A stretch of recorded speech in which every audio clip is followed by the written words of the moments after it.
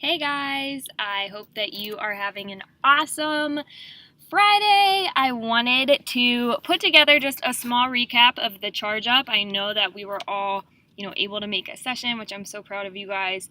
But, I think it's really important that we have a little recap on what we talked about and just making sure that we're all on the same page. So, first we talked about run charge, how you guys all felt with that. We got some great feedback from you guys. Just exec on who is going above and beyond. That's something we love to see and hear about. So, thank you guys for shouting out about your exec. And we also got some of your ideas for winter run charge, which was really fun to hear. Next, we kind of went over small groups. These are really the backbone of the community, and without high participation in small groups, you will not have a high retention rate, which is really important for growing your chapter and establishing it as a legacy on your campus. I will say it over and over again, but recruitment is over and retention starts now. So having, only 75% of your chapter signed up for small groups is not a great indicator for how many of your chapter is going to return. So some ideas that you guys had is, not acting like small groups are optional to sign up for, really encouraging that everyone signs up, texting girls who haven't signed up and promoting the small groups to them. If a girl can't do any small group times, encouraging them to start their own kind of separate workout group. For example, if she loves Zumba, maybe having her lead a Zumba group, or, creating a group me for those girls who say, none of these times work for me, so that maybe they can, within themselves, find a time that works for them. But just really making sure that every small group, is full. I know that you're not going to be able to get 100% of your chapter to sign up. If you do, amazing. But, getting at least, I think, 90% of your chapter is totally doable, and you guys shouldn't stop having girls sign up until you reach that. If you have, demand for small groups that maybe are at times that you haven't offered, think about asking, more people to lead them. I know some of you guys have said, there are not enough leaders in our chapter to do that. Totally understand that. Think about maybe having an exec lead an extra one every few weeks at that time for them, and really just promoting that everyone should get involved with this, because this is the main way to meet other girls and really build that community within your chapter.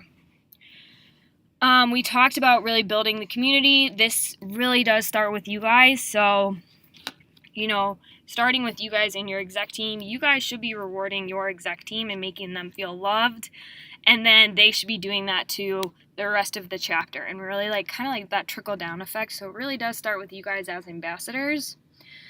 And then we talked a little bit more about motivating girls to go to small groups when the semester starts to get crazy. So I know raffles and incentives are always a great way to do this, but also just keeping in touch. If someone doesn't come to a small group, it is in the leadership manual that you're expected to text them and follow up with why they weren't there. I know this can be kind of a hassle and can kind of put you out of your comfort zone, but it is so important, because if they feel like their absence was unnoticed, then they're going to just keep, kind of missing it. I personally would do that if I felt it's almost like your teacher, not noticing you weren't in class. So definitely following up with them and just making sure that they know that you are there, even if they can't make it every single week of the semester. You should still be texting them, just saying, hey, hope everything's okay. We missed you at small group. Let me know if you want to meet up this week, to work out. And then just making sure that you guys are holding your exec team to lead amazing small groups, as well as your small group leaders. I know that this can be hard to kind of know, how they're all going. And so something that UMD or BGSU, I think, said they do is they stop by groups randomly for 15 minutes just to say hi and introduce themselves. It's a great way to keep everyone on their toes and accountable for leading an amazing small group. And we really want to focus on the rest of the semester keeping exec leaders positive and motivated. This is the first semester of 2, so they're not even halfway done yet. So it is normal for teams to hit little slumps. Totally get that. But just making sure that you guys are there to check in with them on, when maybe we're hitting those slumps, and that you're reaching out and utilizing your CLC to help with that. And if small groups is, a struggle point of your chapter, really making sure that we are reaching out and getting those attendances to increase. Small group attendance should never be less than 75% of everyone who signed up. So really making sure that you guys are striving for that every single week. And like I said earlier, 90% of your chapter should be signed up for small groups. So keep on pushing girls to sign up. I know it's hard, but I think one of the most important things to remember is that you guys are leaders of the organization. You should, always want to be the first ones to sign up.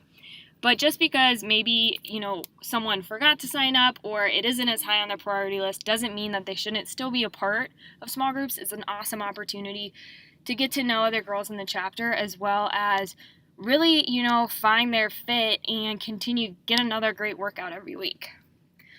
Finally, I just want to hit on something that wasn't in the CHAARGup, but I have been noticing is attendance at studio spotlights.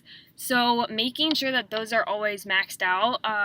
It's really important that they are, just because it shows the instructor that their time is valuable, and it's getting as many girls that opportunity to work out. If you do have a long waiting list, consider having an exec member or a small group leader even lead a workout at the rec center, going to a class at the rec center, or going and doing, a run around campus, something to engage with the girls that are on the waiting list. That way that as many people are able to participate in a CHAARG event as possible that week.